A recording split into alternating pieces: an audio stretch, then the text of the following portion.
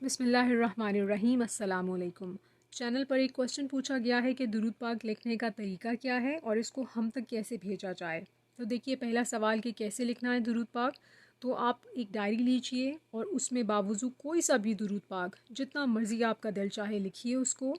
कुछ लोग पूछते हैं उसको एराब के साथ लिखें, उसके बगैर लिखें। तो देखें, ये आप पे डिपेंड करता है। अगर आपका दिल चाहता है तो आप उसके बगैर लिख लीजिए, लेकिन बेहतर यही है कि आप इंटरनेट से या आपके पास अगर किसी किताब में लिखा हुआ है तो उसको एराब समेत लिखिए ताकि सवाब ज़्यादा मिले।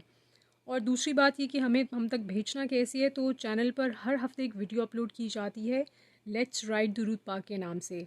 उसके एंड में तरीका दिखाया गया है, वो पेजेस भी दिखाए गए हैं जहाँ पर आपको लिख के फ़ेसबुक पर और इंस्टाग्राम पे इसी चैनल के नाम से हमें आप भेज सकती हैं या भेज सकते हैं। तो बिस्मिल्लाह कीजिए, एक डायरी बनाइए और कोई सा भी दुरूद पाक लिख के हमें भेज दीजिए। अल्लाह हाफ़िज़।